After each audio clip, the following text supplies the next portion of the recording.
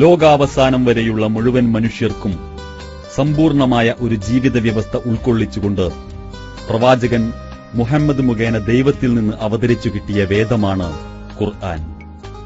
മനുഷ്യന്റെ വ്യക്തിതലം മുതൽ ആത്മീയവും ധാർമ്മികവും കുടുംബപരവും സാമൂഹികവും സാമ്പത്തികവും തുടങ്ങി അന്താരാഷ്ട്ര തലം വരെയുള്ള വ്യവസ്ഥകൾ അത് ഉൾക്കൊള്ളുന്നു. മനുഷ്യഹൃദയത്തിലെ മിടിപ്പുകളുടെ തുടക്കവും ഒടുക്കവും എപ്പോൾ എന്നറിയാവുന്നവന് മാത്രമേ ആ ഹൃദയത്തെ ശാന്തിയിലേക്കും സമാധാനത്തിലേക്കും നയിക്കാനാകൂ. അറിയുക, ദൈവസ്മരണ കൊണ്ടത്രേ ഹൃദയങ്ങൾ സമാധാനമടയുന്നത്. അധ്യായം 13. ഹൃദയശാന്തിയുടെ മറ്റൊരു പേരത്രേ ഖുർആൻ. ഖുർആൻ വായിച്ചു തുടങ്ങുമ്പോൾ മടുപ്പു തോന്നും. ഉടനെ അത് നമ്മെ അത്ഭുതപ്പെടുത്തും, ആശ്ചര്യപ്പെടുത്തും. ഒടുവിൽ അത് നമ്മുടെ ഹൃദയംഗമമായ ആദരം പിടിച്ചുപറ്റും. അതിന്റെ ഉള്ളടക്കത്തിന്റെ ഗൗരവത്തിനനുസൃതമായി കർക്കശമാവും, ഗഹനമാവും, ഭയങ്കരമാവും. എന്നാൽ അത് ഉടനീളം ഗാംഭീര്യം തുളുമ്പുന്നതായിരിക്കും.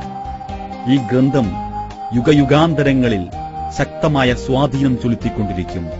സംശയം വേണ്ട. ലോകപ്രശസ്തരായ ചിന്തകരിൽ പ്രമുഖനായ ഗെതയുടെ ഈ വാക്കുകൾ ശ്രദ്ധേയമാണ്. ഖുർആനെക്കുറിച്ച് ദൈവം പരിചയപ്പെടുത്തുന്നത് ഇപ്രകാരമാണ്: മനുഷ്യർക്കാകമാനം മാർഗദർശനമായും സത്യാസത്യങ്ങളെ വിവേചിക്കുന്നതും സന്മാർഗം കാണിച്ചു തരുന്നതുമായ സുവ്യക്ത നിർദ്ദേശങ്ങളായും ഖുർആൻ അവതരിച്ച മാസമാകുന്നു റമളാൻ. അധ്യായം 2. മനുഷ്യരെ, നിങ്ങളുടെ രക്ഷിതാവിൽ നിന്നുള്ള സതുപദേശവും മനസ്സുകളിലുള്ള രോഗത്തിന് ശമനവും നിങ്ങൾക്ക് വന്നുകിട്ടിയിരിക്കുന്നു. അത് സ്വീകരിക്കുന്നവർക്ക് സന്മാർഗദർശനവും അനുഗ്രഹവുമാകുന്നു. അധ്യായം 10. എന്നാൽ അതിക്രമികൾക്കിത് നഷ്ടമല്ലാതെ ഒന്നും വർദ്ധിപ്പിക്കുന്നില്ല എന്ന താക്കീതും ദൈവം നൽകുന്നു.